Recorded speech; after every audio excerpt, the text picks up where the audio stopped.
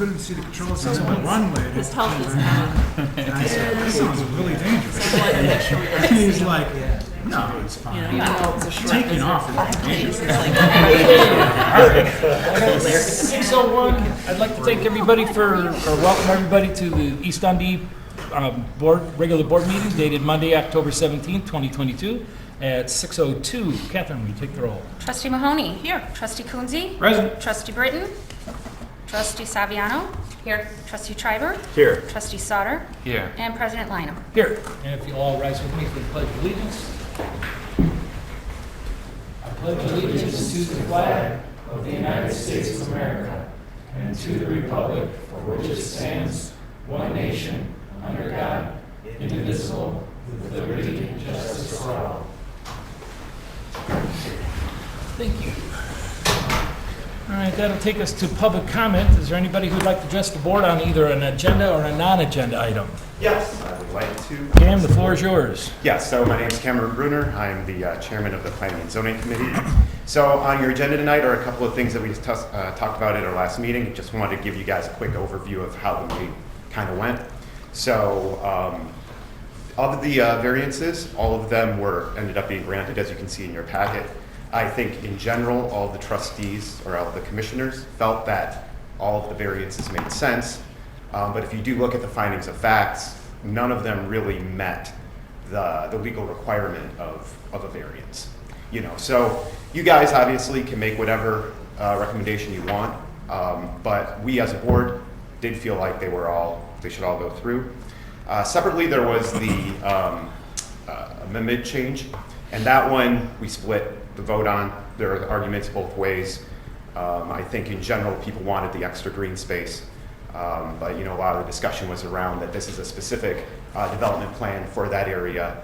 You know, it's being consistent with other things that are being done there. So I think some people would have definitely voted against it if it was for all of East Dundee, but it's just for that one development area. So yeah, that's a summary. I could answer any questions if you want, but otherwise I can take a seat. yeah, I was on the P&Z when that original PUD was put through. Yeah. And it's been something that's been since 2008 or whenever it went through, has been continuously challenged. But I did agree a lot with what you guys were recommending with having some landscaping between the parking and the store itself. I don't think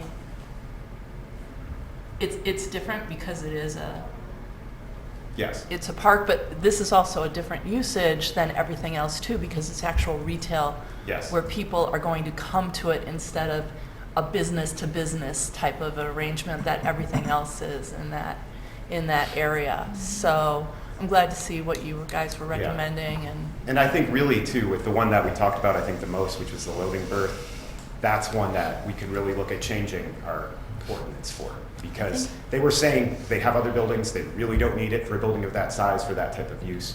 So we could maybe look at changing some of the regulations around ordinances, loading berths per square footage based on business type. Because didn't we also change one recently for that, for a different building? Cassidy Tire Building Yeah. and the one next to it. Yeah, the Cassidy Tire Building, that one came up in our meeting. That one, I believe, has all their overhead doors. So they could always move in large shipments easily in that place. So kind of changed the dynamics of that one a little bit. But this one, little retail store, expectation is a lot of stuff's going to come through the front of the building anyway, not through the back. So. And then I had one other question. So I know you've been challenged with attendance and that type of thing. Yes. How do you feel that is going? Do you still feel like that is a challenge? Yeah, so we had, I think, one absence last week. So it's something that we really need to consider. We really want to make sure. I would expect a commissioner to maybe miss 2 a year, 2 or 3. So we have some that miss more than that, in 6 months. So definitely something for you guys to consider. It's very important that we have as many people, who can make it.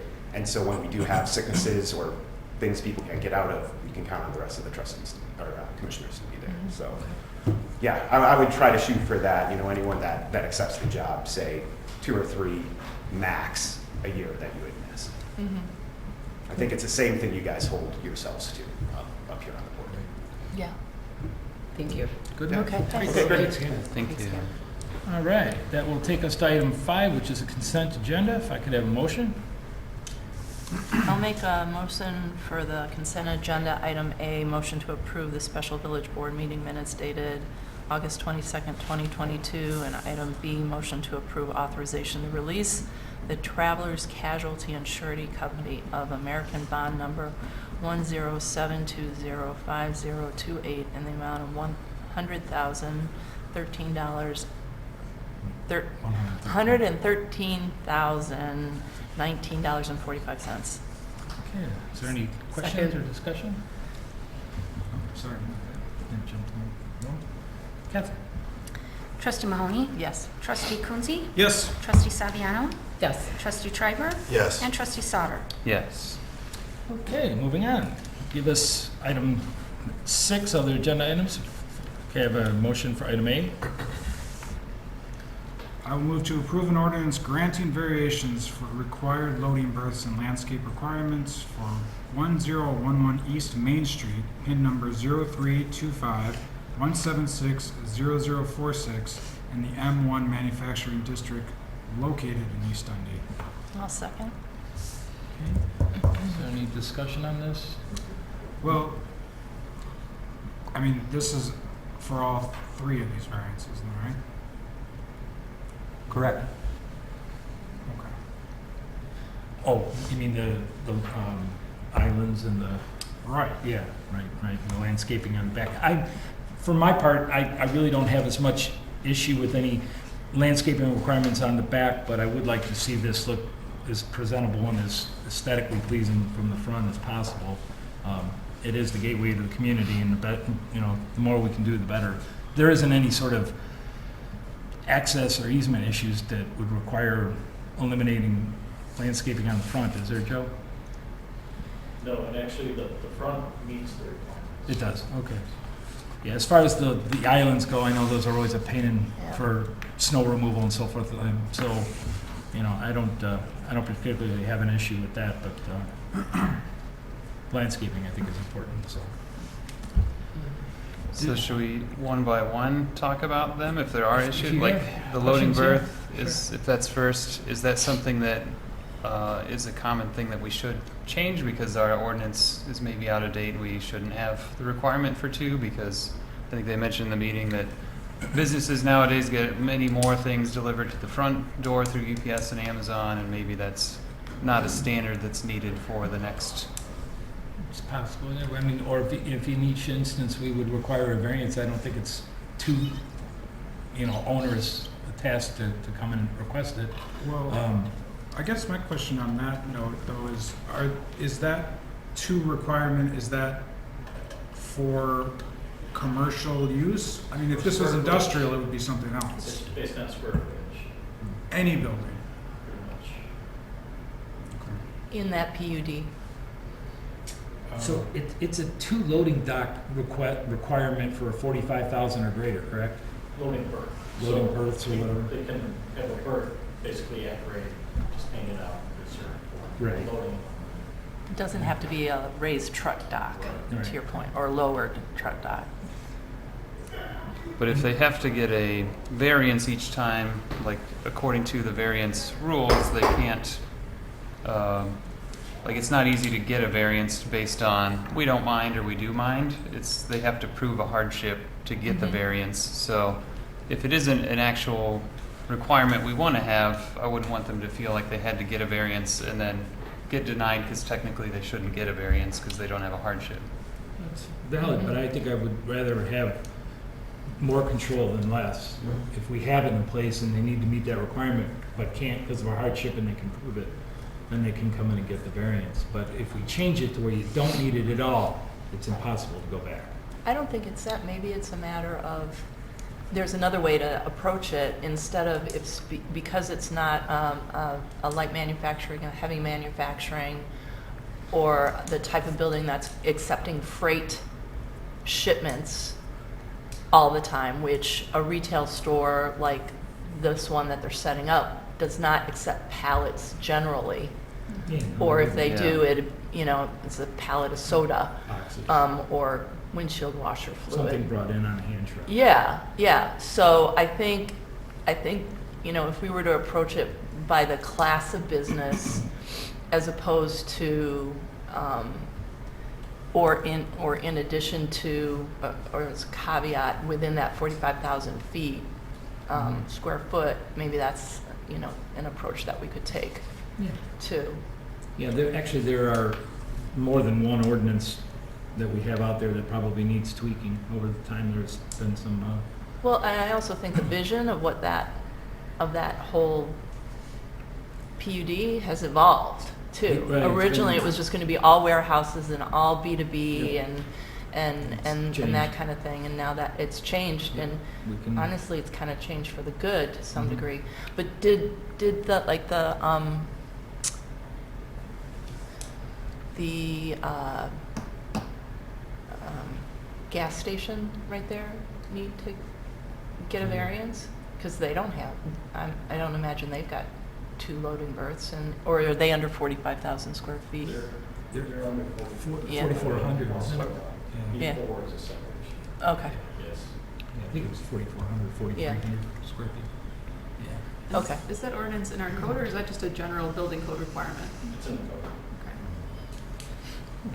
Yeah, I think they're incentivized to businesses to pick the appropriate one, because if you want to sell the building later, you don't want to pick something that's going to be a detriment. So I think there's already incentive to pick 1 or 2 loading berths, depending on the industry that goes in the building. So do we need a extra rule? Yeah, we could look to it. I mean, I think of a strip mall. If you go behind like a strip mall, they don't have any loading berths usually. It's just a back door that you pull up to and put your stuff in. Yeah. So, yeah, I think it's, I mean, can we put code variations per zoning? I mean, say that if it's a, It's not for zoning, but it's for use. Per use, yeah. okay. So, yeah, I think that's something we should look at, for sure. Yeah, I think just in the spirit of, as these come up, if there's zoning requirements that seem like they're not necessary, just to Highlight knock those. them off as they appear. Yeah. Or if there's a way that we can have planning and zoning give a recommendation to us, if that's a recommendation that can come from the planning and zoning council, if that's better than for us to just decide if we think it makes sense. I think that's a great idea. Yeah. I think, Franco and I can work with the rest of the staff to take something to the Planning and Zoning Commission to review, and then if they want to recommend it to the board, we can go that route. Yeah, that sounds great. Cool. Good. Look at Anything us else? cleaning stuff up. Yeah, there's a lot of housekeeping in the ordinances. So. Yeah. Another one was the parking spaces along the back. They're required to have, after 10 spaces, an island with Right. trees and grass, and they want to not have that and just have parking spaces. So it's 40 spaces in between, was that it? 42? Okay, yeah. Makes it, I think the argument is that the islands take up space, but they also make it more difficult for snow removal. So, And so that's only in the back only. In the front, there's still, Right, The the requirement. original request was to not have them anywhere, right. and I said, absolutely not.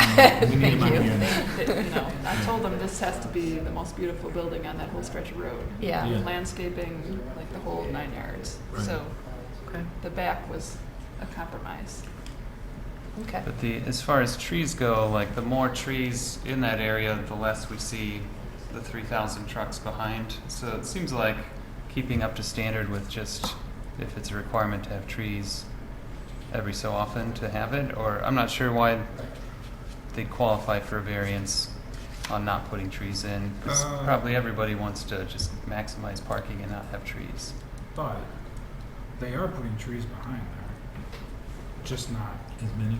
perpendicular to that back line. Mm. Right, just not between Not the islands. slots, but along the back. Right. And the ends, Or right? at least they're showing it on this plan, whether or not they intend to do it, I don't know, I guess. Yeah, there's landscaping required where cars face the property now, so that looks. That's just the added item.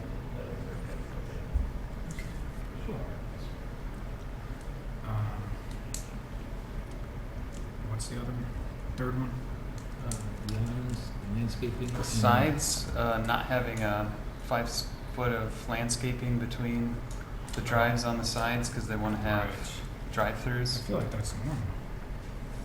You feel like that's what? That, I mean, if you have a drive-through, you wouldn't have that anyways. Right. But I'm curious how they're gonna have a drive-through. This driveway looks way too narrow to have a drive-through on it. Like, is there any code regarding that? 12 feet wide? 15, well, it's 15. 15. Is that considered wide enough for 2 cars? Oh, no, 1 car. Yeah.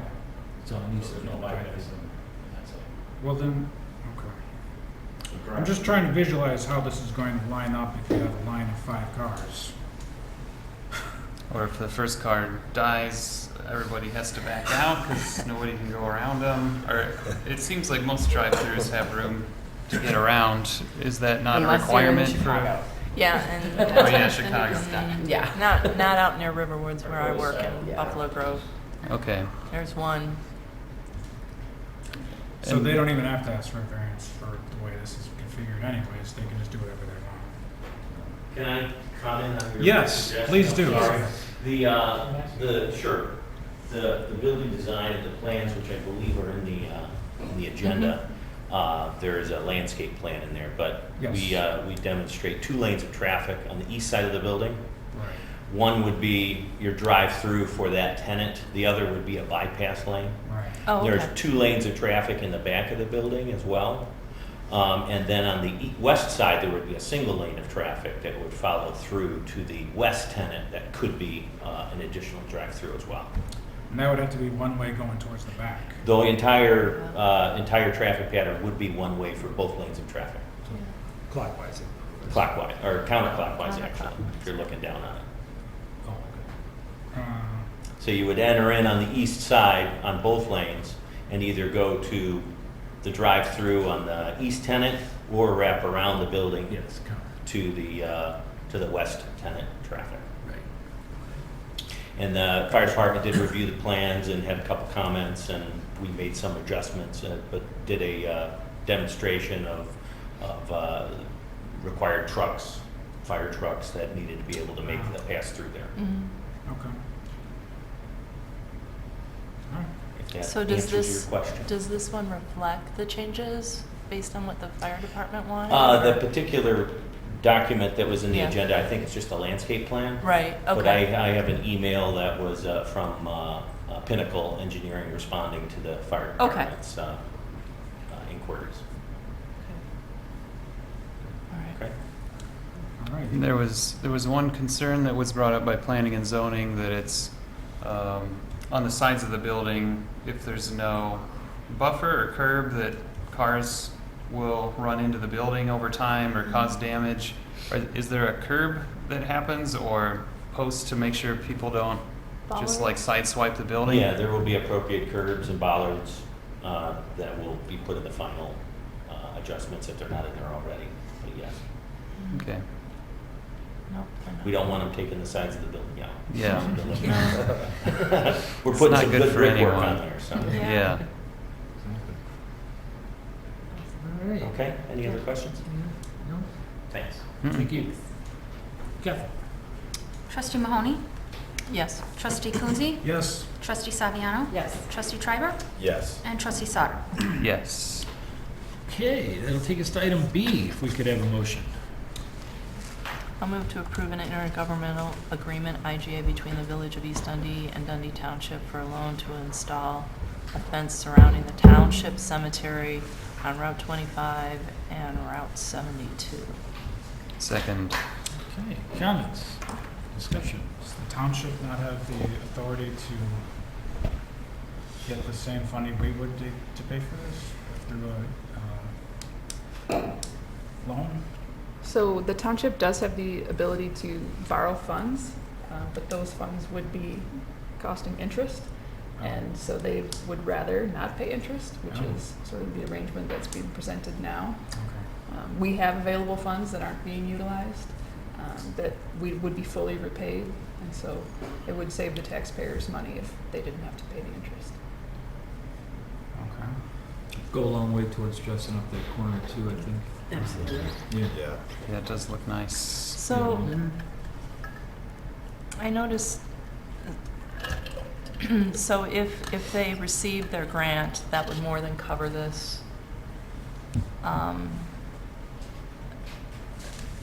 They would pay us back as soon as they receive the grant. Yes, so the agreement requires them, if they receive the grant, to pay us immediately Okay. in whole.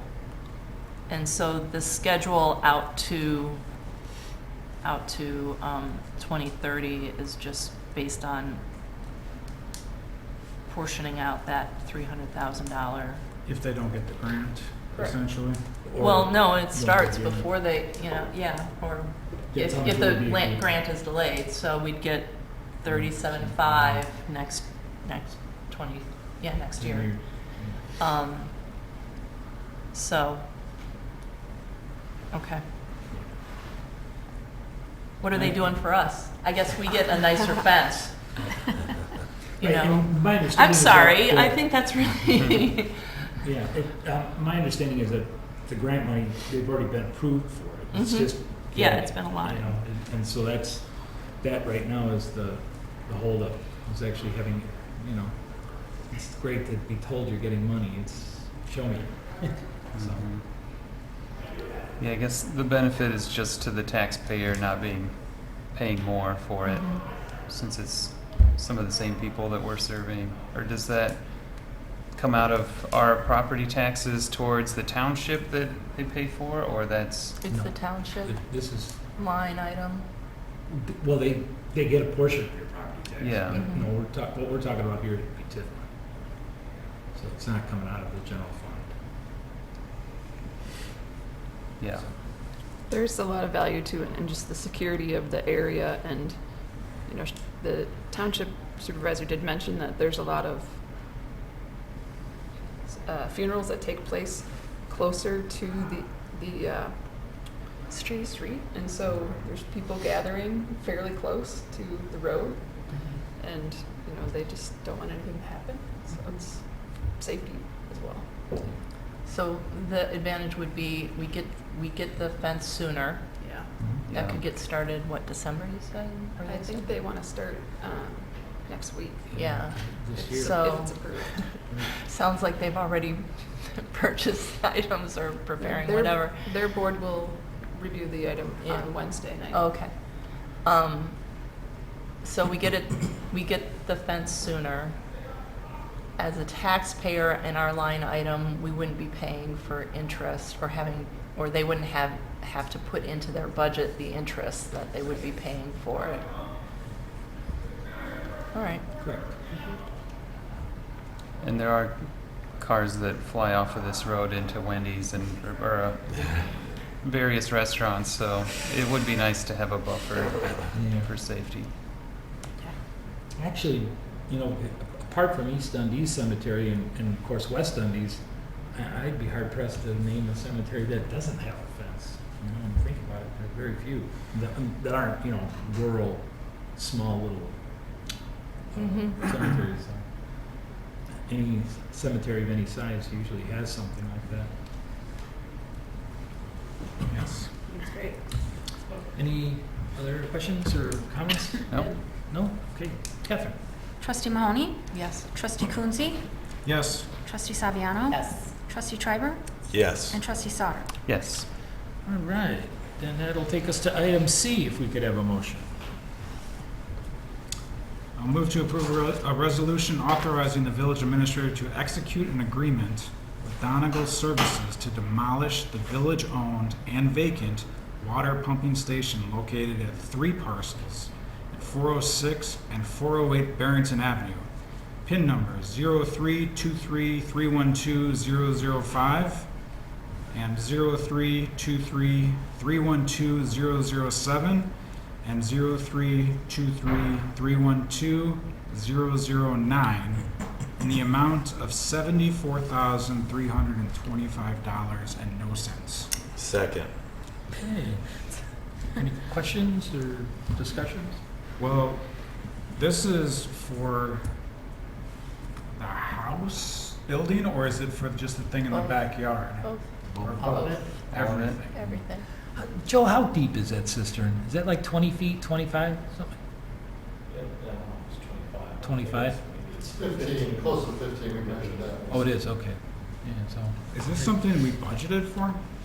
I don't remember talking about this. Yes. Okay, Yeah. there's my memory for you. Yeah, it was in the budget. Because that's where the veterans, the dogs Mhm. Right. was, right? Yeah. you know, if we were gonna dig that cistern up and rock fill it, can we use the material of the cistern itself, break it up and, you know, actually use it as fill? Can that be done or no? One of I the don't know. contractors did propose to do that, Oh, okay. but we did not feel like that was the ideal method, so we chose, it was also not the lowest bid, so.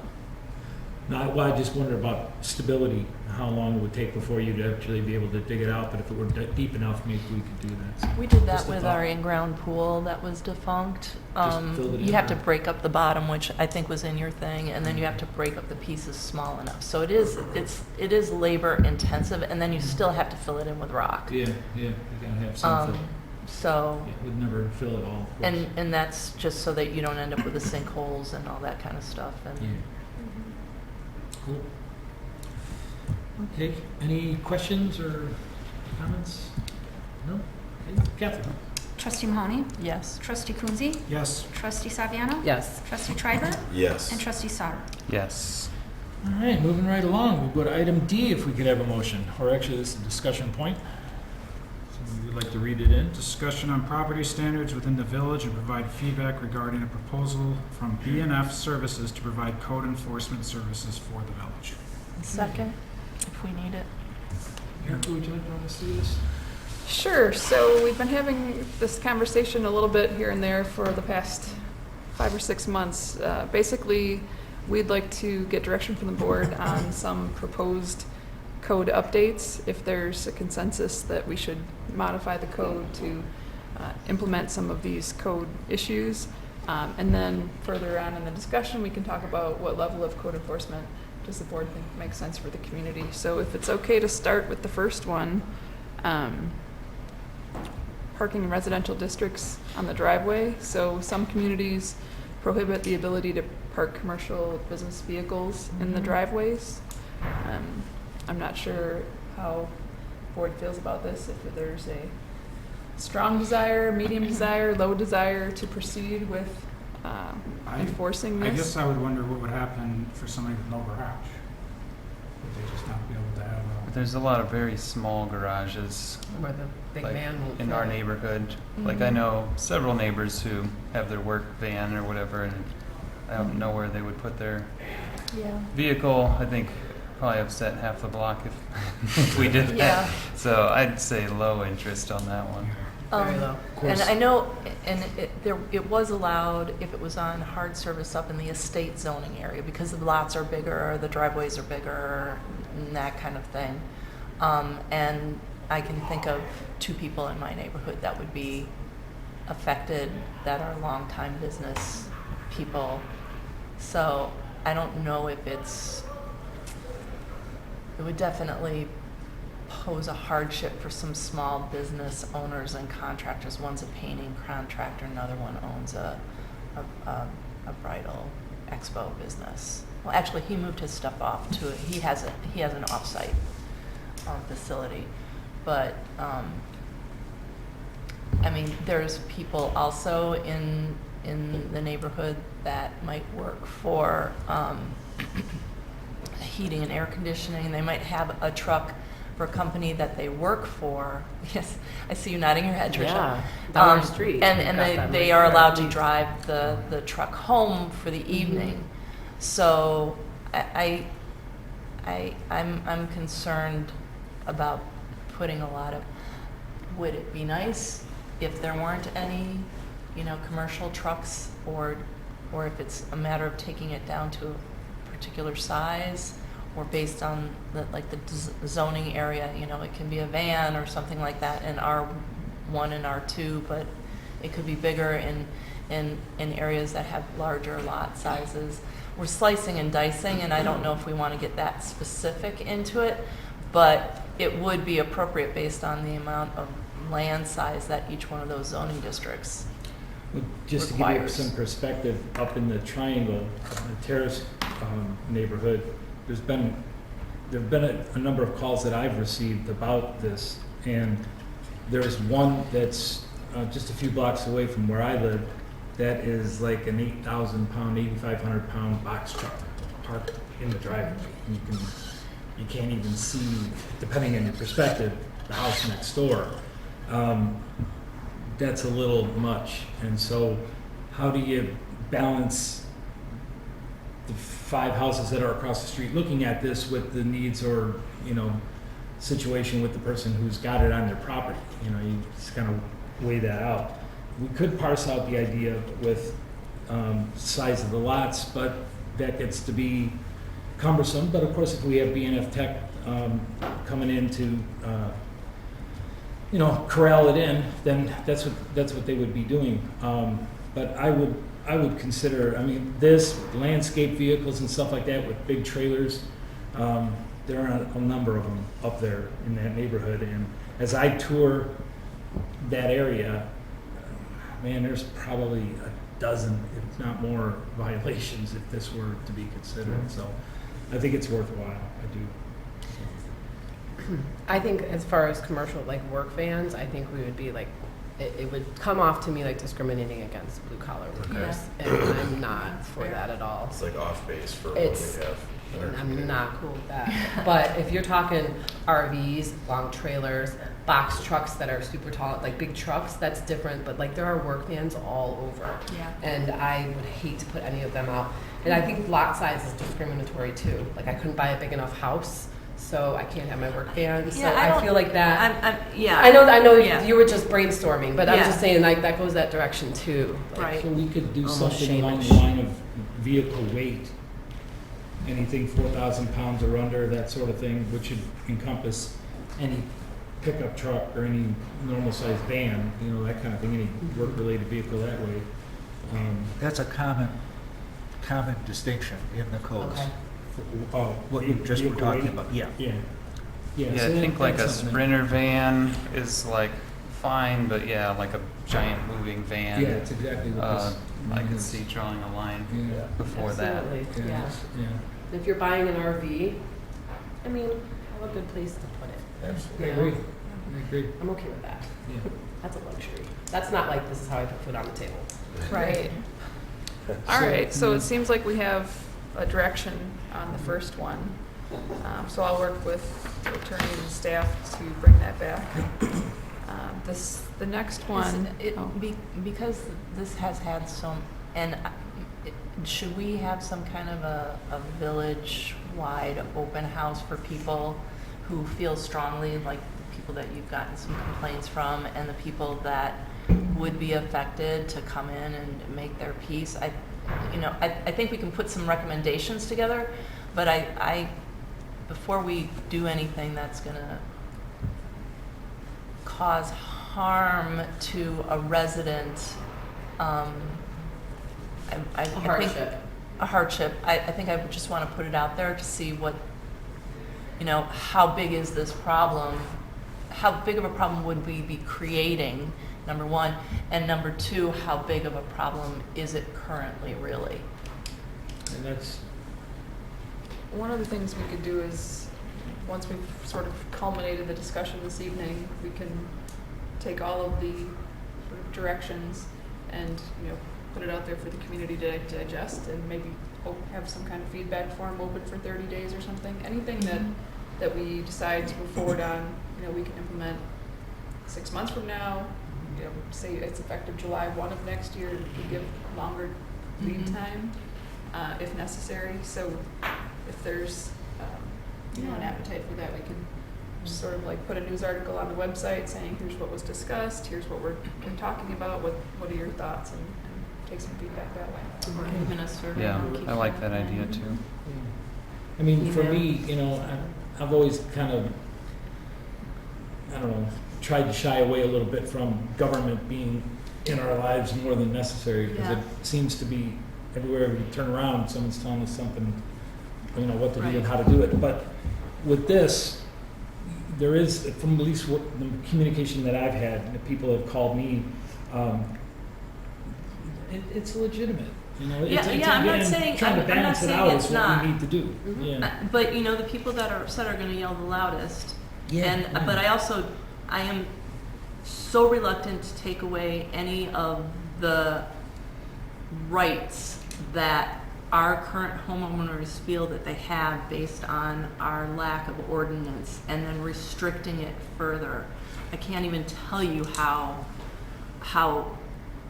you know, there's lots of discussions like that going on, and I am so opposed to people taking away my liberty, you know, for my own privacy and all of those other decisions that should be, you know, in theory my own. Should you not be hurting your neighbors and their property values? Yeah, that's a fair thing. Discussion would be good. Yeah, there might be some use cases where we didn't think of how this type of person, it actually isn't a big problem. Maybe we can find a compromise.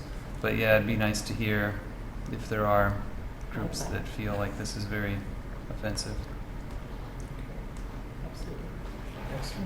All right, so the next one is the discussion about RVs on the driveways in residential districts. So right now, the code does allow you to park an RV on a driveway. There's been some discussion about should it be allowed for periods of time, like you can bring it home, keep it there for a day or two if you're loading up, unloading, whatnot, but not allowed for, you know, consecutive 3 days, 5 days, 7 days, whatever it is, to beyond. So, you know, this one has some wide reach. You know, Chris did a sort of drive around. This is a pretty common practice. So if this were to be something that we would implement, we would probably want to give a pretty long warning and then determine how long before it would go into effect if there was interest in moving forward with it. I like Yeah, 15 there's days. quite a bit of this actually. 15 days. It's 1 day longer than 2 weeks. So, but yeah. I mean, I think somebody, I can't remember, you know, an RV is a luxury, and I think if you're going to, you know, partake in having something like that, you should have plans for it, just like you do your boat. You know, you dock it in the winter or you put it away in the winter. I don't even know if that's like an issue here in the village or not, but Trailers, campers, boats, the whole, yeah. yeah.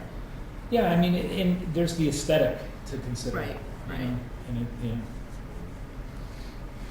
So I'd separate that kind of differently from a work van that somebody drives to and from work every day and then parks at their house. Yeah, just got It uses it to make their living. in the terrace to let you know there are 3 Class A RVs in various driveways, along with some fifth wheels and some box campers and stuff like that. But on the one house, the RV goes from the edge of the garage all the way to the curb. I mean, that's how long it is. So, Yeah, I mean, RVs and boats and those things don't really bother me, but I would want it like past the front of the house and further, like not out in front of a house. But if someone has one tucked in the back of their driveway, I personally, it doesn't bother me. But yeah, I can see how it'd be more annoying if it was out in front. You know, what you're saying RV and trailers, a lot of those trailers are going to be commercial related. Going back to the first one, for instance, the lawn care people are. I think this one was specifically focused on recreational trailers. Okay. So if you were, it was like a pop-up camper or something. Right. Okay. Right. Well, then that would be okay. I suppose. Snowmobile trailers or boat trailers, Yeah. that kind of thing. Recreation, yeah. I guess I do agree with Andy though. Like if you've got a driveway that goes past your house and, you know, deep into your backyard and you can tuck it back there, I guess I don't really have a problem with that, like Andy's saying. So I don't know if there's a way to put that in the code. There is, those are common regulations. Yep. Yeah, like past the front of the house or the face of the house deeper. Right. Like we have I suppose one if down the- by us, if the along the bike path. land were paved, that it's sitting, It doesn't look terrible. It's nice. Well kept. Yeah. Well, right now, the ordinance says it has to be on hard surface. Right. It has to be parked on hard surface. It can't be just Right. parked on gravel or on lawn. lawn, yeah. And we've got a Right. couple of those. An approved parking surface, Right. right. Some people might need to add some in order to Mhm. move it back next to a garage. It's good transition to number 4. Well, number 3. Oh, 3. Well, we got I don't- two more. Oh, I was just, yeah, I was What talking is- about the driveways. Oh, yeah. Number 3 is a little out there different. Prohibit playground equipment in a front yard. Are we targeting the tire swing that's on the hill up towards the library? Yeah, what's next? Because I've noticed it too. Well, I'm glad we took away my pool. That was in our side yard, but it's, you can see it from the front, so. So this is more playground structures. So if somebody were to construct a jungle gym or something like Swing that, set. swing set in the front yard. Is that common? Yeah, more than you'd think. I've never noticed that. Trampolines, I know, noticed take a either. look. Oh, trampolines, yeah. Oh, You've got, trampolines, and Yeah. it really. I it's- got one in my neighborhood, Yeah, and it hasn't been played on in years. yeah, It's falling apart. It's probably yeah. dangerous.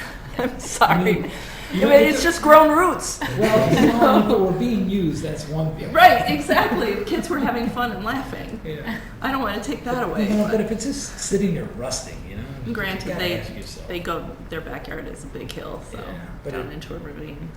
Yeah, it kind of jumps it up a little bit, so.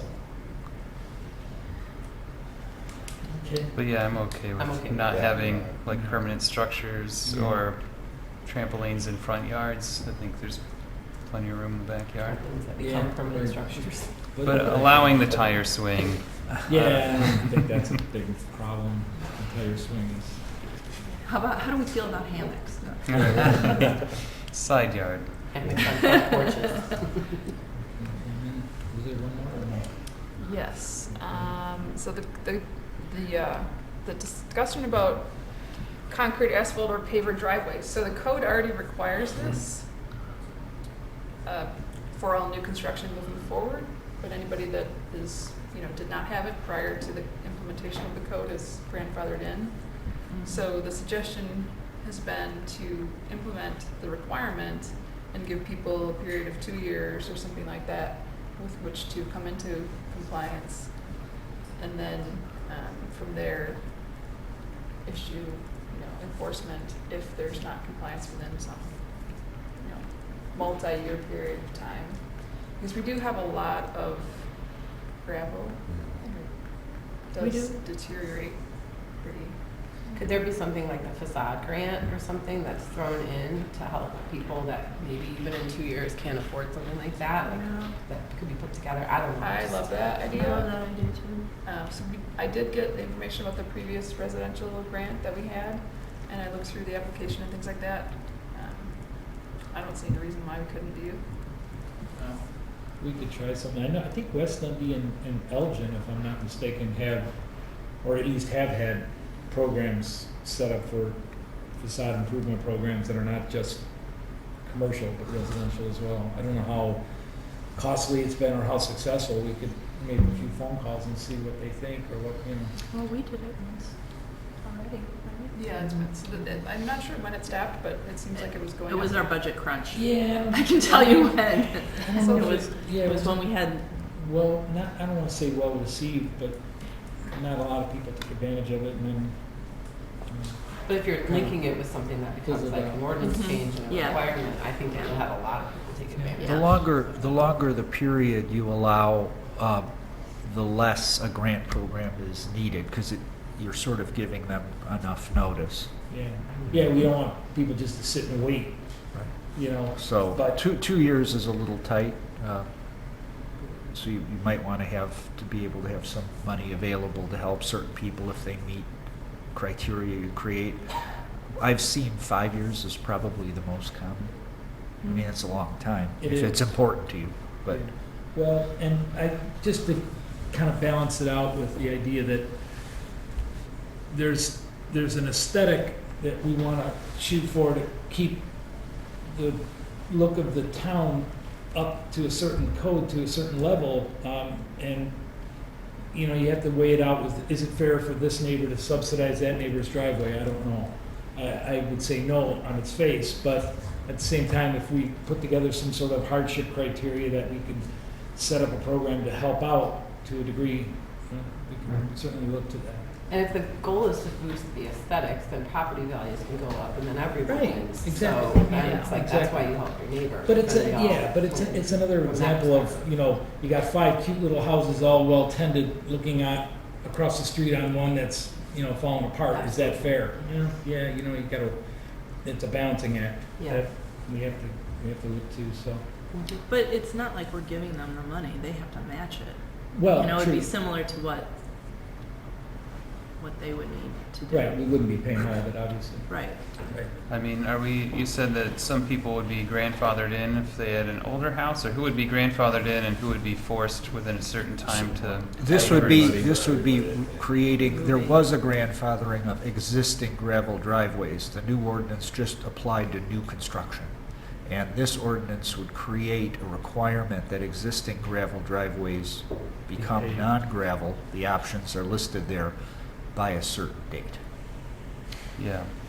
I mean, if we're telling someone, you think gravel's fine for your property, but we don't think it's fine, you have to spend money. Like, I think that's the rationale to say that more grant money would go to them and not, you better earn it by putting up, you know, 5,000, we'll do the other 5,000, because maybe somebody can't afford, and that's why they maybe would like a nice concrete driveway, but they can't afford it. Well, that goes to the hardship criteria that we could factor in to the requirement. Yeah, we also talked about, you know, sort of adding a, lack of a better word, special assessment to the water bill. So if you couldn't pay your 50% upfront, you know, we could pay it and then we could charge them for it over a period of a couple of years. So they would have, you know, the ability to get the improvement completed and then, you know, portion it out over time. Yeah, like a no-interest loan where they pay it off towards something, or is that similar to? Sorry, what was your question? Is that like a no-interest loan where you pay it up front and then they pay it back over time? Is that what you were describing, or something else? It would be up to the board to decide if they wanted to charge any interest or not. We wouldn't have to. It's just staff time to put it on the bill and We can come up with. I like options. Yeah, your home rules, so you have really many options. But, you know, I think, you know, Lance brings up a good point about maybe longer than 2 years. And so we'll kind of research what other communities have done and come back with a recommendation and also get that feedback from the community on what makes the most sense and try to get a sense of an average price range for something like this so we can really get a sense of what people would be encumbered with. And it'd be nice to know how many people this affects. I can think of a couple gravel drives here and there, but to like hit 50 homes with, you have to spend a lot of money.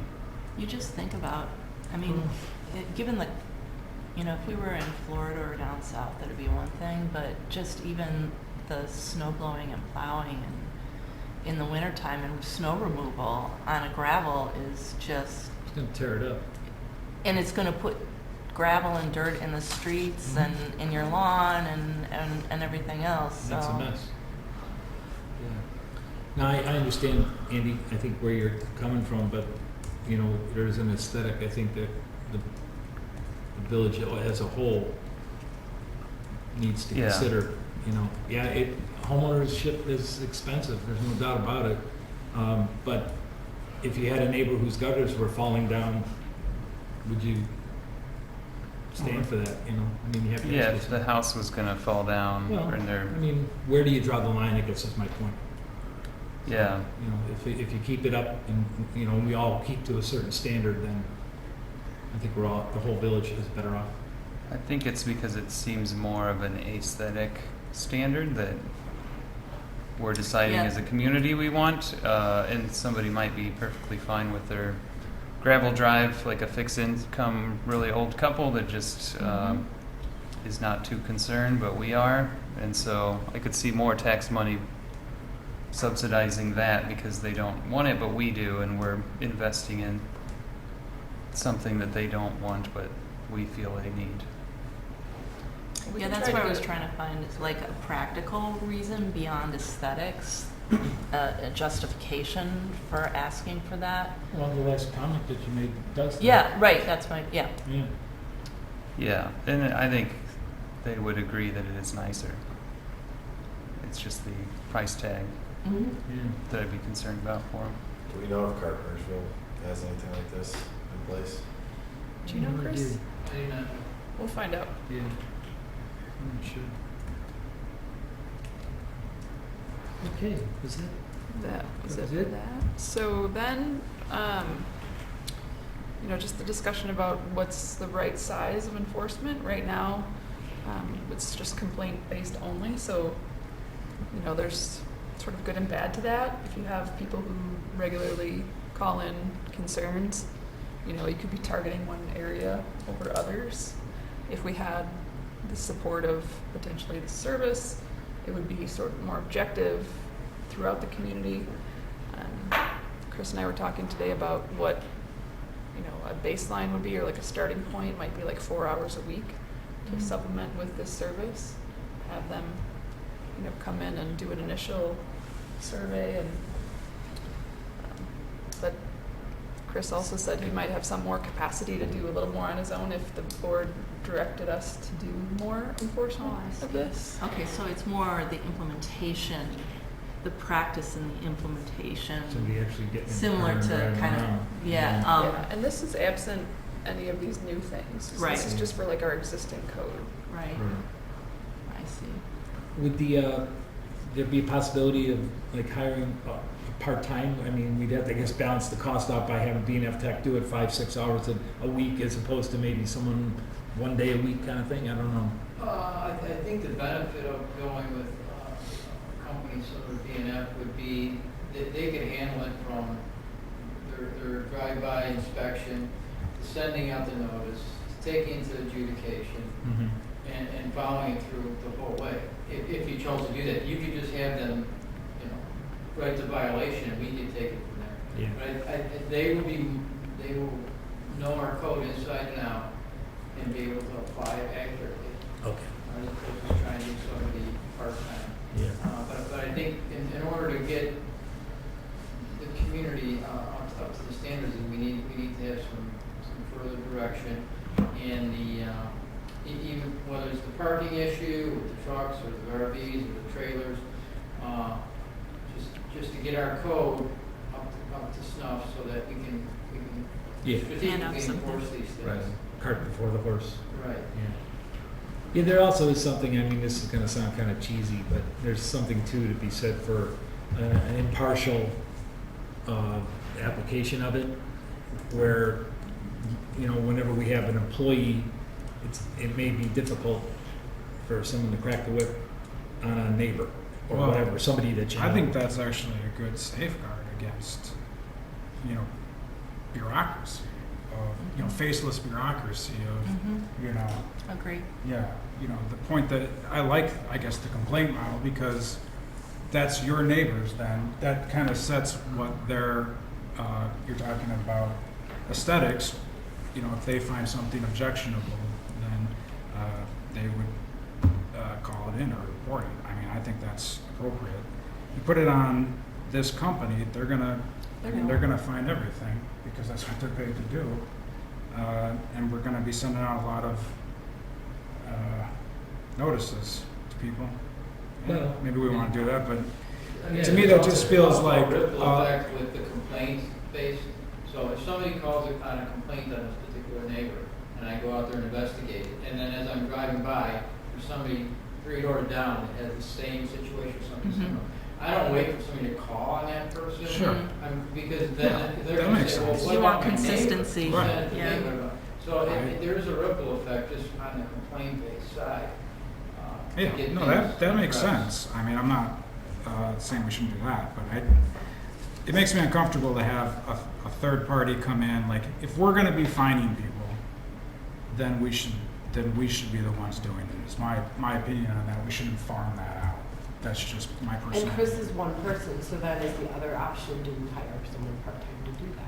Well, that was my question, but if we Sorry. went with Back off you. somebody like a B&F Tech, obviously we don't want to be doing this simply just to issue fines, but that's the stick instead of the carrot. The carrot is, hey, let's all get along and make the town as pretty as possible. If that doesn't work, then you got to apply a little pressure, and that's where the fines come in. But I'm just talking about the application of it. It may be more difficult for somebody who's an employee to take that kind of heat, because over time we get to know one another. We're a small town, and it might be Not if more you come difficult. in with that expectation that that's your job. Well, true, and then B&F Tech, yeah, Scott, you're right when you say it's a faceless, organization, but in this instance, that can be to our benefit as a town. We're in the middle of, we're just getting started on budget for next year. So I don't think this is anything, because we have other homework to do on the codes themselves. I welcome the conversation, but I don't see us as being ready to kind of implement one thing or another until fiscal 23, 24.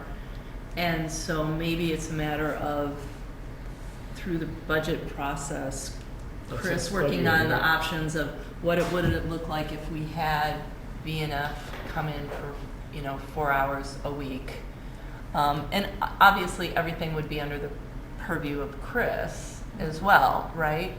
And then do something where it's a part-timer. The question is how hard would it be to find an experienced part-timer that knows all of the ins and outs of codes and that kind of thing. If it's a retired person or somebody like that wants to pick up a few hours, that see what the feasibility is that for the budget time, and we're taking a look at that. We can certainly do that. There's also just the practicality of we're going to be entering the wintertime, and we're not going to be out there citing people to paint their exterior or things, because they just can't. So if we had a part-time person on staff, would they be out there trying to find stuff to cite people for? Or, because with B&F, if we, did want to bring them on for, limited number of hours, we can do it in the summertime, and then we could just, in the wintertime, say, we don't need you for the winter. As needed. Do the complaints are the complaints seasonal, so more in the spring, summer, fall than in the winter?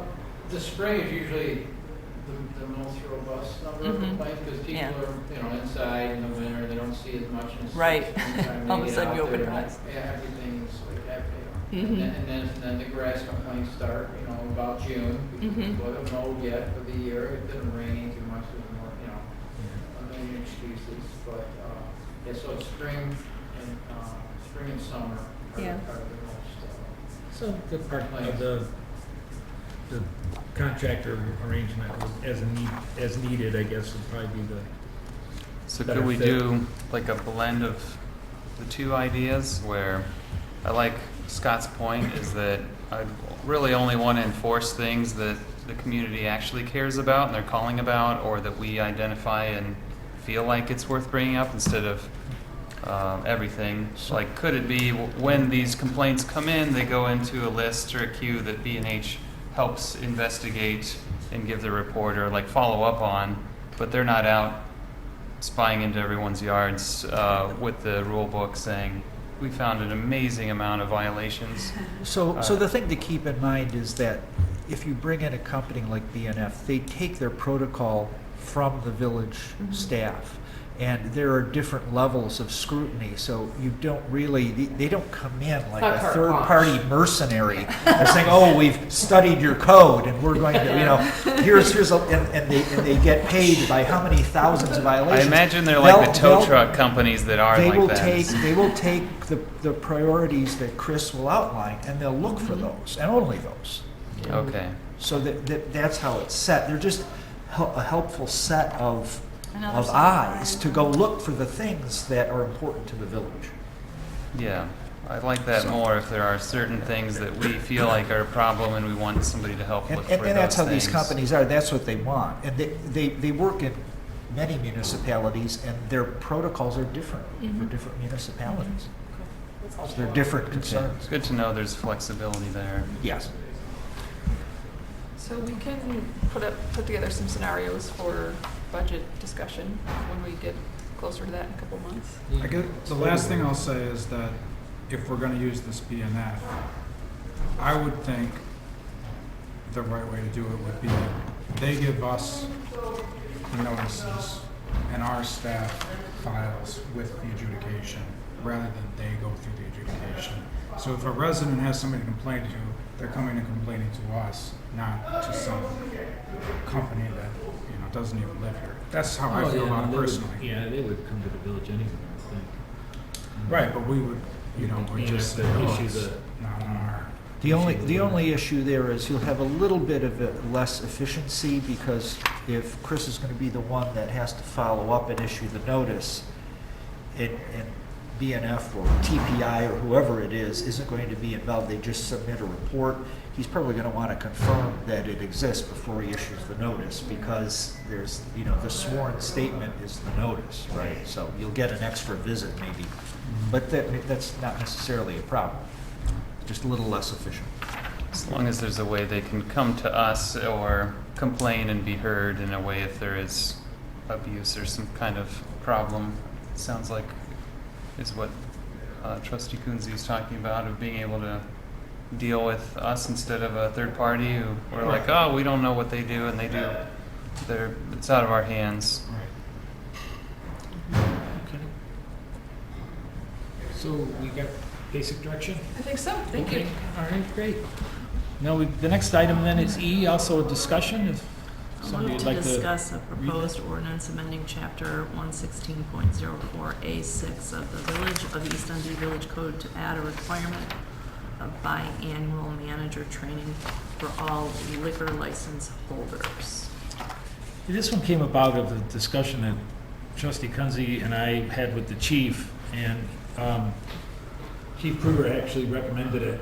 He has already set, or he had set up something similar to this in Oak Brook, and so had some definite ideas on how to go about this, and I thought it was a good one. So, we have some issues with, we got a lot of liquor licenses in this town for such a small town, and so keeping people on the right track. We had 5 or 6 people got caught up in that annual, for lack of a better term, sting that the state police, county, the various municipalities put together. And so if we keep this in their focus, in the forefront, there'll probably be less issues. So I liked it. So this is in addition to the Bassett training. Does Bassett Correct. training only occur once and then you get your Bassett, or do you have to renew it every year? We don't require renewal of it, do we? No. I don't think so. On the state level, they do renew Yeah, it. I think it's state- good for like 3 years or It's, something. there's a 3 period. years? That's it. Yeah. Okay. Well, the reason this came up is because Couple of, there's been violations, and I personally just want us to do something, not just reactive, but proactive. And to me, getting these bartenders or business owners to meet with us, to meet with our police officers, and we can tell them, the expectations that we have of them prior to them, getting into trouble for the things that we're asking them to keep an eye out for. That was my thought when we talked about it. So this is for the manager to do alcohol awareness training with It's the not. chief Yes. twice a year? Well, No, I think they're going to do the training twice a year. I think you only have to go once a year, but they have it available twice a Available year, twice a year? depending if you can Okay. make one or not. Right? Is that the I idea? thought that was once every 2 I guess years. it's once every 2001, once every right? 2 years. Oh, wait, Once biannual, every 2 once years. every 2 years, yeah, sorry. Yeah, okay. Yeah, but like you say, it keeps the responsibility and the consequences more in the forefront rather than. Right, and it lets, People get- Bassett is a general, overview, but this lets us tell them things that we, prioritize, in our enforcement. And also trends. I mean, the police Exactly. see Yeah. trends in, let's face it, the kind of violations are really, the main ones are serving alcohol to minors. It's almost all what it is. And then the other areas, fights, right, that don't get reported Fights, or don't and get we've had a handled couple of properly. people leaving with drinks in their Yeah. hands. as Yeah, well. or Over-serving. And so they, Over-serving. yeah, but Bassett is good on over-serving and stuff, but some of these things, like the kinds of fake IDs that people have, they're different trends in how they're manufactured and how they're used, and the police are always aware of those. And so they can Okay. talk about things they're seeing in Got it. the community in a way that the Bassett training doesn't. It gives the police a chance to be more involved, I guess, Mhm. in the liquor, which they have a strong interest in because they have to deal with all of the, Oh, absolutely. closing. Closing is always a rough time, as they got to watch for people, and they want to, you want to support your businesses, but they're looking for possible DUIs. They're walking a line between not wanting to have to arrest somebody, seeing people closing, maybe you should get a ride home, and, so this gets them, they get the management more involved, I guess, in that culture that they have to deal with. So would this be only for the liquor license holder, or is it for any manager? I think it was geared towards the manager and the operator. Okay. Yeah, and that's the way it's drafted, liquor managers, that's kind of a term of art, so. Of course, Okay. too, we could always tweak it depending on Yeah, how the no, chief and, no. his department wants to, but yeah. Well, I appreciate that chief and the department would want to take this on too, and kind of create to your point, a positive, proactive Yeah. kind of approach to the issue, so that hopefully we can curb it and know that they've got. We want to be Support. helpful. We don't want to be onerous. Right. Yeah. It's about I public think safety. As long as it adds value, like, since the chief is recommending it, it sounds like building the relationship and having the conversation is helpful. But it, at face value, just feels like maybe another requirement to go sit and listen to some training. Like, they probably do know these rules and they're not learning new things, but it builds that relationship and gets a dialogue going, which is maybe the value to it. So, yeah, I'm for it if our chief has had this happen before and had some Yeah, success in it. It's too bad he's not here to. But yeah, I'd love to hear more about like how that would actually Yeah, go. well, maybe when we actually vote on the thing, he can offer some more insight. Yeah. I mean, there's more and more of that, like even within the village. Now we're doing the yearly diversity and harassment training that is part of something. Even small company, the small little company I work for with 10 people in Illinois have to do the state one, even though we might be underneath that number. So I think the refreshers and the reminders are always a good thing, but building the relationship is even better. All right. Cool. Great. Okay, well, we got some direction here. We'll communicate with the chief and go from there. Anybody else have any comments? No? All right, that'll take us to item F, if we could have a motion. Make a motion to authorize the village administrator to execute a contract with Plody Homes in the amount of $120,397.59 for the replacement of all windows in the village hall and other exterior improvements. Second. How many windows were there? 24? 24? 27. 27? I think 27. Some of them are like floor to ceiling too, right? Isn't that like in your Yeah, office? there's some pretty large ones on the second Tall floor. ones? Yeah. 27. Sure. It does seem like a lot per window. $4,500 a window. Not at all. Well, yeah, you'd be Not at all. surprised, but some Especially of when they're them- custom sized. Yeah, or But oddball some shaped. are round top windows, Yeah. like they're not standard. But Yeah. So we did get a quote just for the windows alone from a different supplier, which I believe I included in the packet. It was $160,000 just for the windows. So, I was actually this totally came about by happenstance. I was speaking with Plody about a completely separate thing, and I said, you know, it's frustrating, we're not able to get anybody to come and bid on this stuff, and everybody that's come has been really expensive. And he said, well, we've got a home arm, like, why don't you let us come in and take a look? And so they came in, and they're basically giving us the windows for cost, which is Very nice. great. And then they're just adding a 10% or 6%, I don't remember what it was, administration fee onto it. So the windows have a long lead time, though we wouldn't get them until the spring, but they do think there might be a weather window where they might be able to do the exterior improvements this fall still, which would be scraping and painting all of the areas of the building that are in bad shape, and then potentially hanging our new bell. Cool. Just to give you an idea, about,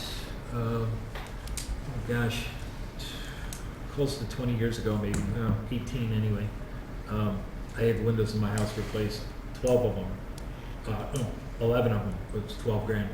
And then the one bow window was $5 grand alone, just for that one, so. Yeah, so it's $17,000 for 12 windows. Yeah. Well, Still and I feeling imagine that these are pain. energy efficient and all that kind of good Yeah. stuff, so. Yeah, if you take a Which look, the ones that are in there right now I was gonna say, are not. go into Brandis's office or Erica's office, and you'll just think, oh man, Duct tape. yeah. Well, just the draft that's Yeah. coming in, you know. You can stick a pencil through something. You can see daylight, you know. It's like something's wrong here. So yeah, we'll have to we go got. through another winter with them, but it'll be great that we'll have a schedule to get them replaced. We'll get you a couple too good cock. So I'll get you. So you would put some money in the budget for the improvements. So Is this beyond the the budget amount? for all of the improvements was $150,000. We've spent of that, I think, 20. On the We just got the roof. aerial cable or the aerial thing removed. No, it was 40 The because we roof. also did the roof. So it's probably closer to, what was it, 30? Yeah, the roof was like 34, wasn't it? Mhm. Yeah, I think it was. that's what I recall. And some of that, I So think we probably spent about 58 so far. yeah, but some of that must have been categorized under a different thing, because when we looked at the budget numbers, there was still 125 left in this line item. Mm. I mean, these are all things that I would recommend we take out of the downtown TIF, Yeah, because these are all TIF eligible expenses, yes. so. Ease up the general fund. Yeah. Cool. Any other questions? Or no? Nope. Catherine? Trustee Mahoney? Yes. Trustee Coonsey? Yes. Trustee Saviano? Yes. Trustee Triber? Yes. And Trustee Sauter? Yes. Okay. Moving on to item G, if we could have a motion. Move to authorize a future purchase of a 2025 International HV 607 dump truck with a dump body and accessory equipment from Rush Truck Center through the State of Illinois Joint Purchasing Program and a Sourcewell contract in the amount of $216,345.00 for delivery and a subsequent fiscal year. Second. So, Phil, you're killing me here. are we preemptively putting this in a future budget? I mean, How do we? Eric, have we how is even, this- how is have this we written? even taken that truck we got now through a car wash yet? The new truck that we purchased, barely. I was gonna say, this is gonna be a really tough sell for you. But No, I completely understand. So we initiated conversations about replacing, we've got the 3 dump trucks, the heavy-duty dump trucks in our fleet. So we initiated conversations about replacing the oldest one and then downsizing one of the 3 to a more of a medium-duty sized dump truck. So in conversations with the truck manufacturer, who we purchased the truck from 2 years ago, they indicated that right now, manufacture time for just the cabin chassis would put us about a year and about 18 months out-ish. And then you add on the manufacturing time for the dump body, that puts us closer to a 2-year manufacture time for the entire truck. And so we thought about doing is take advantage of the current joint purchasing pricing today through the state of Illinois for the cabin chassis, and then the Sourcewell pricing, cooperative purchasing pricing for the dump body, combine that together, and we have a dump truck that is approximately $60,000 more than the dump truck we bought 2 years ago. That's essentially the same truck. And they attributed that to 450% increases in the steel and just the economy that we're in now. It's extraordinary in terms of the truck market. So we thought that if we wait a year from now or 2 years from now to place a purchase, who knows what time frame we'll get for. And our oldest truck is an 05, and it's, quite frankly, it's hanging on by a string at this point. So I understand the arithmetic behind it. What I don't understand is the need. Are we talking about replacing that big honking truck we bought 2 years ago with this? Yeah, so what we would do is we would purchase this new truck in 2 years and then get rid of the older two dump trucks. But then have two the same size? Correct. Oh, okay. Yeah. So our ultimate goal is to have two trucks that are comparably spec'd and sized to the one that we currently have, the newest one that we currently have, and then get rid of these older two dump trucks. What do you suppose salvage will be in the two we dump? Or no pun The oldest one, it's hard to say, 10,000-ish. It depends on when we sell it. The 2015 International, it's hard to say. I would like to think we'd get, it's hard to say. I mean, right now, the used vehicle truck market, cars are selling for, some of the police squads that we recently sold, we got a lot more than what we anticipated. But that's just because the used auto market is what it is. So we're not in a position to sell both of these at this point. We'll still need them in the coming winters and for our operations. But by the time the new, if this ultimately is approved, by the time we get the new truck, I would like to think that we'll still have a substantial value at that point in time. So is there a deposit or something like this? No. That is There what? coming up, or is it cash on delivery? It'll be cash on delivery at Cash that on point in delivery. time. No, they did, So- I talked to both the cab and chassis manufacturer and the dump body manufacturer. There may be surcharges between now and here and then by the time we take delivery. But the expectation is there'll be minimal to hopefully none, but Is the coordination of the order for both the cab and chassis as opposed to the dump on us, or is it on the cab and chassis people? I mean, it seemed like they would be the ones to let you know when you need the dump facility.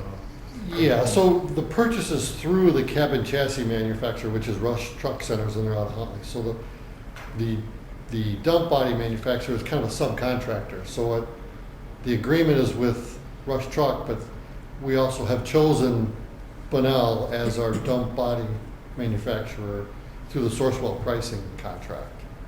Does that answer your question? So, Well, I'm just wondering about order time, lead time, you know. I mean, we don't want to have the cab and chassis ready and then sit there, have it collect dust while the guys on the dump facility Oh, get their act no. together and get us a new box. so once a PO is generated, we would give it to Rush, and then we would also give a copy to Bunnell, and then they would, so that everybody's on board that once the cab and chassis is done, and there are certain things that Bunnell could do, the dump body manufacturer can do to prepare for the eventual delivery of the cab and chassis, so that'll kind of help So reduce the time. we're essentially just approving a purchase order at this point For 2025. that in a Correct. future fiscal year, we will budget for. Okay. So next fiscal year, we'll include it in the budget.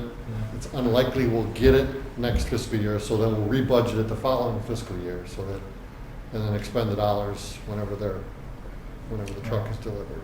Very good. All So you're right. just priming the pump here. The pain won't be so great in 2 years because we know it's coming, that left hook. So who won't be here in 2 years? I was going to say, this may not be an issue. How do you want to vote? Who knows?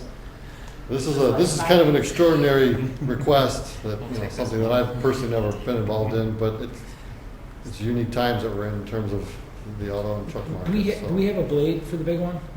Yes. We do. A plow, snow plow? Yeah. Okay. Yeah. All right, well. So, and as I indicated, it's essentially the same truck we purchased 2 years ago. There's a couple of small modifications, but nothing significant financially. So, very minimal. Okay. So in 25, the 2015 one would be 10 years old. That's a long time. Which is one we would be getting rid of at that time, so yeah. The other one would be 20 years old. 20 years Yeah. old. And what's interesting about the 25 truck That is does not surprise me at all, but we're the making progress. The 2015 truck was spec'd comparable to an IDOT plow truck that we use they utilize on the interstates. So it's much larger than what we Is it would hear. oversized? Oh, very much oversized. Yeah. It's got a wing plows that we've never used. It's got the dump body is a V-box with a conveyor belt system, and it has very limited applications. So it's not something that you can readily use for mulch and wood chips and topsoil and things like that. Yeah, which one is that? That's the 2021 one? Or That's the 2015. It's a very large, like as indicated, it's comparably spec to what IDOT would use on their interstate roads. So it's that one and then the 05 that we'd be getting rid of in another 2 years or so. Yeah. And then downsizing to more of a medium duty sized dump truck at that point. So when I started, we had 4 dump trucks, and we don't need 4 heavy duty dump trucks. So we've gotten rid of 2 of them so far. So when it snows, how many trucks do you have out? You have all 3 of these out? And now Correct. And now we're only gonna have 2 though?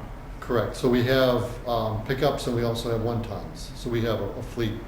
We have a total of 7 or 8 vehicles. Oh, okay, gotcha. So we have, obviously, we wouldn't use these dump trucks typically, dump trucks. We may use them for salting, for example, in the Flats neighborhood, but we would not typically use them for plowing. They're capable of plowing, but they're oversized. I think, Okay. for some of the Very good. more residential 2-lane streets. All righty. Is there any other questions for Phil? No? Nobody? All right. Catherine? Trustee Mahoney? Yes. Trustee Coonsey? Yes. Trustee Saviano? Yes. Trustee Triber? Yes. And Trustee Sauer. Yes. All right. Don't go away, Phil. Item H, if we could have a motion. I'll move to approve a purchase of a 2023 Caterpillar skid steer loader, model 262D3, with a grapple bucket attachment from Althofer Cat through a Sourcewell contract in the amount of $67,640.00. Second. Discussion. So this is replacing the one we've been using. It looks a lot bigger than the one we have, is it It not? is an upsize to the current Yeah. skid steer that we Is currently it gonna operate. be too big to use on the bike trail then? No. No, okay. In fact, if this ultimately is approved this evening, we'll continue to hang on to the Bobcat that we have through the winter time, use that for plowing the bike path, and then sell that come spring. Okay. So kind All of right. get some Was wear this and in the tear. budget? Pardon? Was this in our budget that we approved? Yes. Okay. We weren't also purchasing the chisel for this, were we? The breaker? Yeah. We had talked about that, but because of the unit that we're proposing buying here, we can use the breaker that we currently have on the Bobcat on this cat unit. Can this one be, can it be changed out, the bucket for the tip? Yep. Okay. Yep. And so the only attachment that we're proposing to purchase, it'll come with a standard bucket, but we're looking to purchase a grapple bucket with it. So that'll allow us to pick up Yeah. Tree logs limbs. and tree limbs and, Right. Okay. yeah. And I trying to envision the picture in the agenda, is that a track or a wheel? This is a wheel. Wheel, okay. Oh, so yeah, the photographs Yeah, on the I second looked page at it, I there. can't recall, is it, oh, there it is, okay, good. These are photos I took when we took a tour of the cat facility as Yeah. we met with their salesperson. So this could be perhaps one of the units that we would ultimately end up taking delivery of. So. Yeah, it's pretty.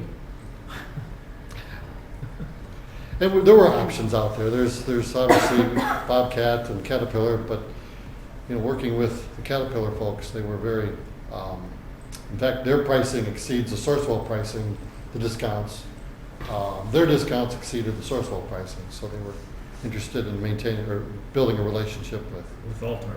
with Altiver was with us here in East Dundee. Yeah. Cool. Awesome. Good. All righty. Is there any other questions or anything? What did we have in the budget for this? Pardon? What did we have in the budget for this? 69,000. Oh, Nice. Well done. That means we get to split the difference. We'll go out to Dinner. dinner. Right. All right. Okay. Captain?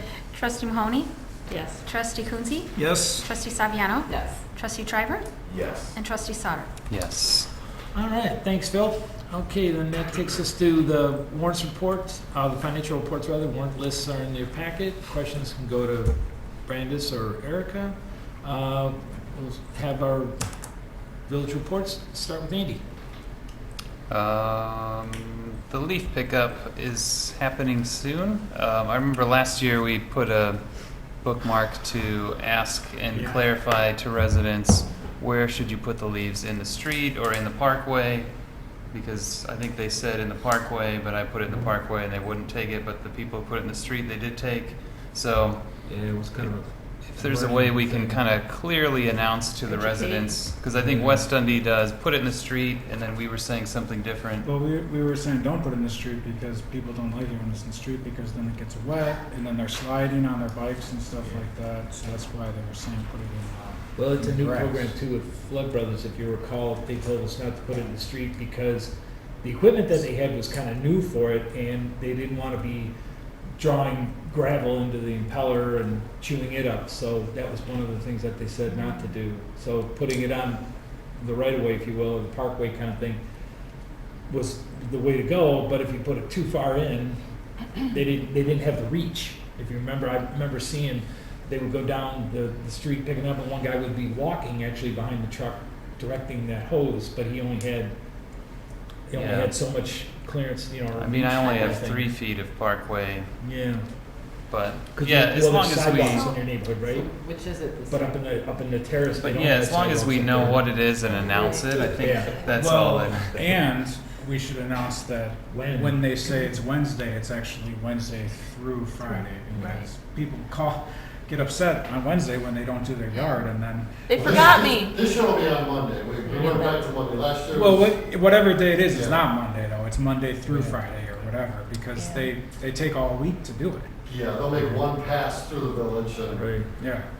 And it seems like every year they start early and they end before the leaves are gone from the trees. Yeah. And is this because they have other villages that they're doing after us or what does this schedule come from? You know what, this will be our third year Yeah. with this program. So the first year or two, first couple of years, we tried to gauge when the leaves would fall. And so this year we started our first collection event, probably the latest that we've done. So actually our first event this year is on October 31st. It'll be on Halloween Day. Okay. And then we've got, I think, over the next 4 consecutive weeks, 3, there will be additional collection events. So we're Okay. trying to, Yes. That's right now, obviously leaves are starting to fall, but we're not gonna be out for another 2 weeks, so. Or they will. Okay, good. So, Flood Brothers has done, they do the recycling, how-tos. Maybe they can publish some tips and tricks of how to get your leaves picked up and how to be patient, and these are the days or the range of days, and put them here What they so we would can do prefer. this. Please don't do that, Yeah. so that they can get the best service they are expecting. And We'll work with them to get a nice graphic Yeah. of like where exactly to put the leaves. Yeah. Yeah. Don't let your kids hide in the leaves because they clog up the impeller. That's the only quiet time I get though, John. Well, then never mind. the weather. Another thing, the pedestrian crossing signs are up in some of the crossings, and that's great. I've heard a couple requests we do have one at Mockingbird on Barrington, but right where Black and Gray and DC Cobb's crossing is also like at River and Barrington. Yeah. That crosswalk, someone asked if one could go there, but I wonder if that intersection should be a 3-way stop, because there's people backing out of spots there. The people on River, like at rush hour, people are just flying by, and then they eventually get aggressive and shoot out, and somebody's backing out. It seems like There's people turning off a of 3-way River. stop seems a lot safer there, and then we Backing out wouldn't would be need a one. trick. But I don't know what is required to get that to happen, if the whole traffic study needs to happen. Joe's like, Just not don't gonna understand happen. it, because we should be able to rely on the chief and staff, Joe, to kind of study traffic and determine if there's a need for a stop sign. The one at River and Railroad, it seems to me like everybody is very cautious, or they just zip right by. And that's only a two-way right there, and there's been talk of making that a four-way, and it makes sense to me, but What there've makes been- sense and what's warranted. are usually two different things, yeah. Yeah. With the stop Yeah. signs, you have to meet certain warrants with traffic counts on the main road and traffic counts on the side roads. That's all you have, but sometimes. And who is that you have to prove that to? IDOT? If you don't, well, you would eventually have to prove it to a judge if there was a violation. A violation that would be filed by who? But, well, if someone blows the stop sign. Oh, I see. It goes to court, and then. And they would attorney says, question "Is this-" legitimacy of the stop sign? Yeah, Yes, they would. Wow. yeah, there's a uniform standard for signage. Okay, I've never considered doing that. And Maybe so I should in think order about that in the to- future.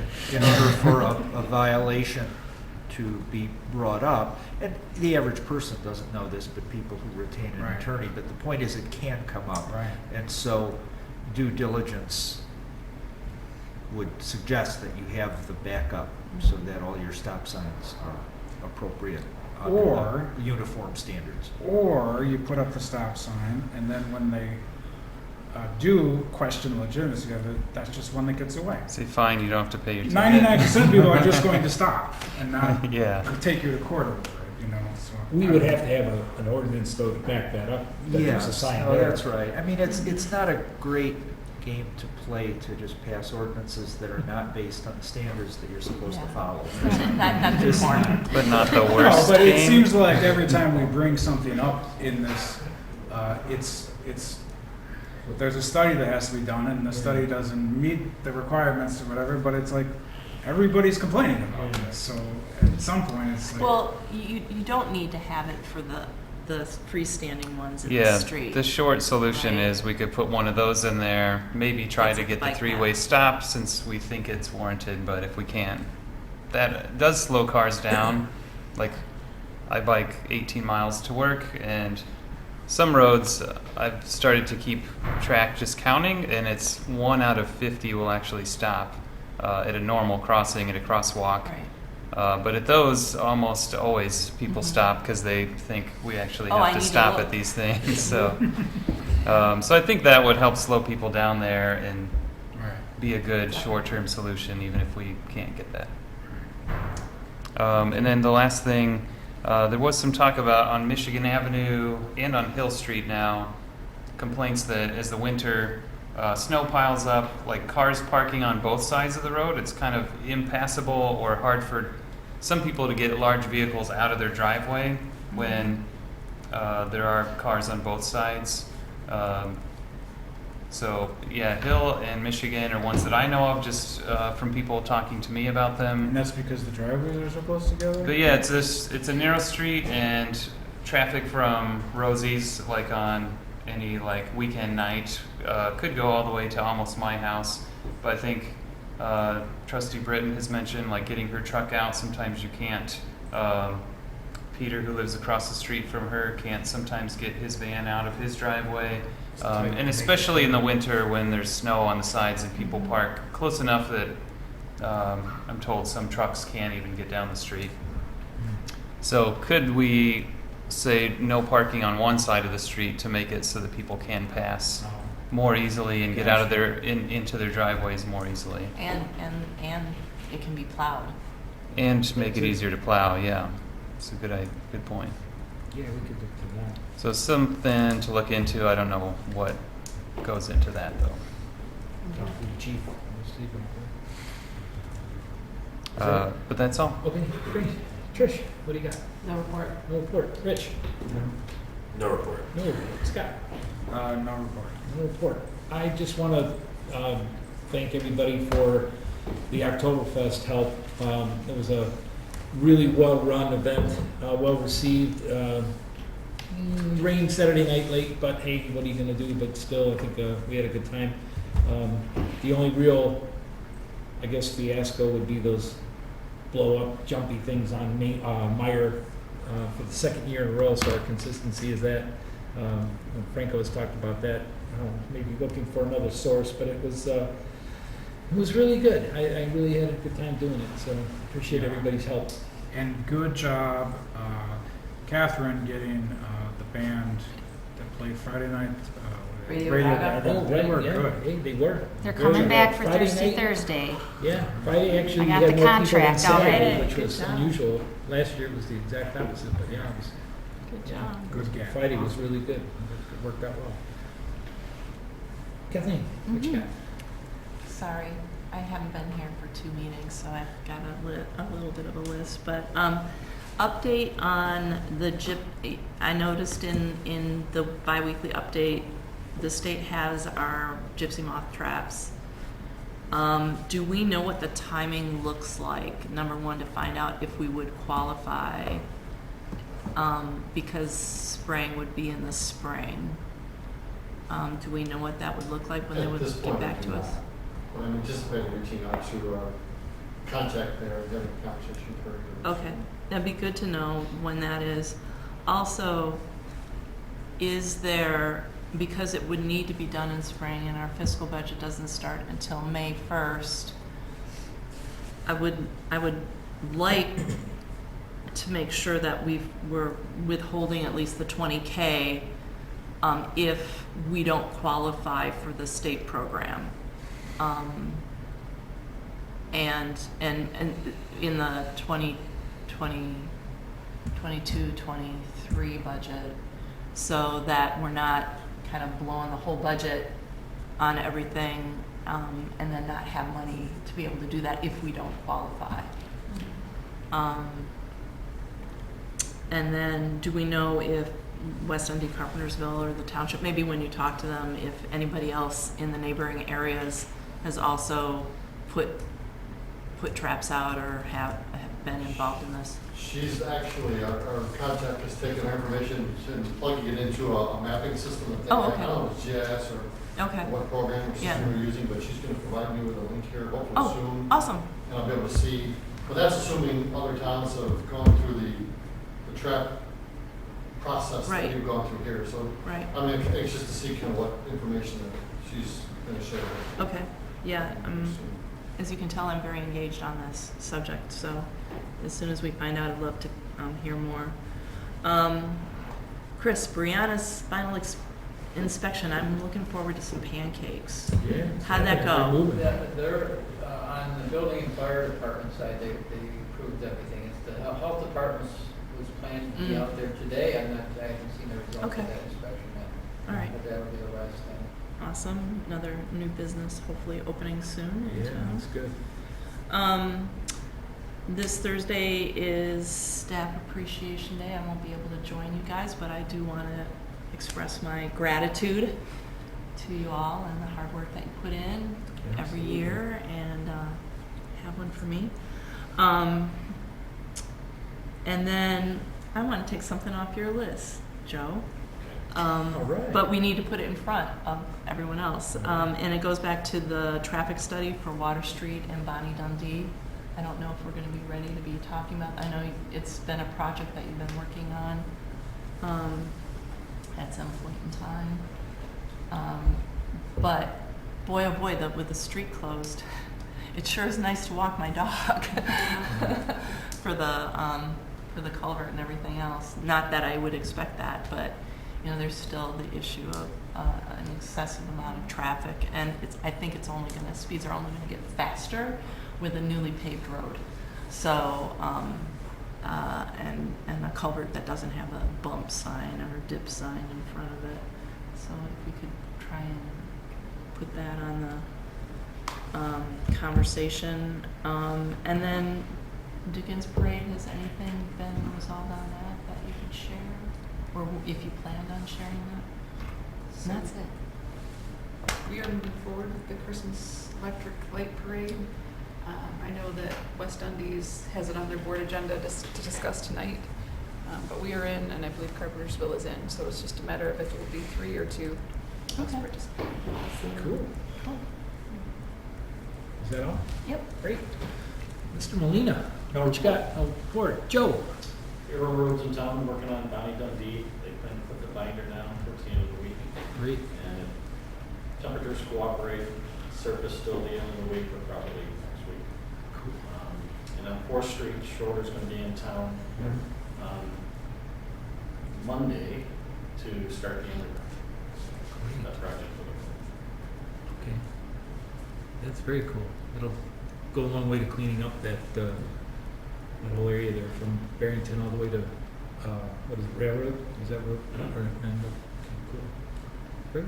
Is that all? That's it. Super. Chris, what you got? Report. Phil? All right. Franco, always good. Erica, always last but certainly not least.